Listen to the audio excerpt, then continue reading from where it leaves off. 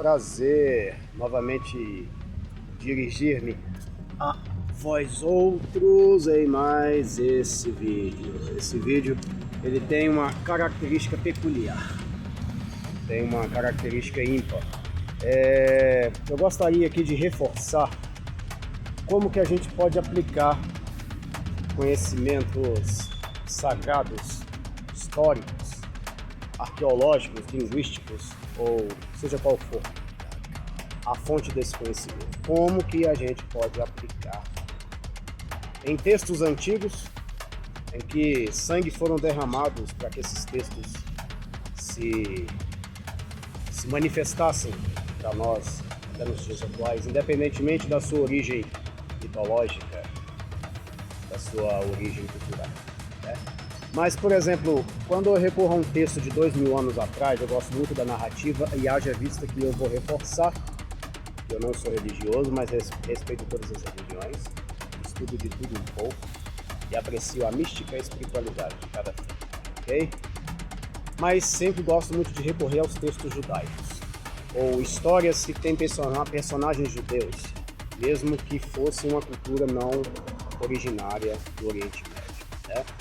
Eu gosto, por exemplo, quando o apóstolo Paulo ele tem a experiência ao descer os céus. Eu não lembro ao certo se é a segunda carta aos Coríntios, capítulo 6 ou capítulo 12. Eu não lembro ao certo, vocês me desculpem. E geralmente quando eu gravo um vídeo, eu dificilmente o retorno, só se houver algum tipo de problema manual em que eu tenha que voltar. Por isso que eu estou dizendo aqui que eu não lembro ao certo. Mas é o Espinho na Carne de Paulo, onde ele começa narrando na terceira pessoa, né? Conheci o homem que subiu ao terceiro céu. Eu não vou adentrar muito no que foi essa experiência. À luz da Kabbalah, essa experiência em língua hebraica chamamos de Merkavá, uma viagem, ele foi ao terceiro céus, né? É interessante que na teoria das cordas, se eu não me engano, existem 11 dimensões pela teoria das cordas, se eu não me engano. Tem tempo que eu não relaciono-me com as equações da mecânica e da física, mas, se eu não me engano, são 11 dimensões, né? E alguns estudiosos dizem que, segundo a Kabbalah, o universo também tem 11 dimensões, né? Porque Paulo ele faz questão de dizer, conheci um homem, e esse homem viajou ao terceiro. Ele poderia ter dito aos céus, ele poderia ter ali harmonizado tudo, mas ele falou terceiro. Ele poderia ter falado o quinto, o sexto, então.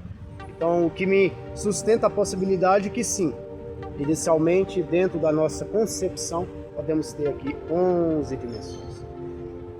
Mas não quero adentrar na mística e nem na ciência por detrás desse processo, ok? Eu gostaria apenas de elencar, destacar, evidenciar quando ele conversa com a sua força superior. A sua força superior diz que a graça bastava, né? Ele pediu para que 3 vezes fosse tirado um espinho, né? Esse espinho, os teólogos não conseguem definir, mas eu tenho a minha concepção que era uma amargura, uma solidão, uma tristeza psicológica extrema, né? O espinho ali tem uma conotação de sofrimento, certo? Não vou entrar aqui no original, o que significa espinho, ou o que tende a ser o significado de espinho nesse contexto também. Mas ele fala que a tua graça me basta. Se eu pego essa palavra graça à luz do hebraico, eu não vou pegar a luz do grego, mas eu quero substanciar-me e emergir aqui com vocês numa mística um pouco mais profunda.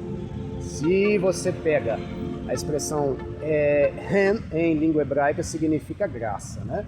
Então você tem a letra het e a letra nun, né? Het alude a uma cerca, nun a uma semente, né? Então quando você faz a ligação de cerca com semente, qual o arquétipo de cerca? Aquilo que protege algo, né? O que está fora não entra, né? E o que está lá dentro não sai, então é protegido, certo?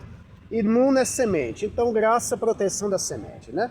Então, olha que interessante, conheci um homem que há 14 anos, aí você olha lá no texto, significa que a distância temporal entre o que ele diz que conheceu há 14 anos e o atual ministério dele é 14 anos, é a distância temporal. Tudo emerge para provavelmente essa experiência ter ocorrido proximidades ali da experiência que ele teve na estrada de Damasco, né? E muito estudo Paulo por eu ser um estudante de Kabbalah, da filosofia hermética e do gnosticismo. Então, estudar Paulo para mim é um privilégio imerecido, né? Foi um sábio, um homem de Deus dentro da concepção mais próxima de vossas linguagens que de fato passou e transitou aqui nessa terra. Então, sinto-me honrado em poder externar para vocês quem é Paulo, né? Mas, proteção da semente. Então, quando ele teve o diálogo com a sua força superior, ele conseguiu entender que aquela força superior o via como uma semente. Então, se o via como uma semente, estava cuidando, né? Então, a semente ela é cuidada, ela é regada, né? A semente ela tem que estar na terra ali do processo, né? Para que ela se desenvolva e ela se torne uma árvore. Se você percebe o ministério de Paulo, foi um ministério excepcionalmente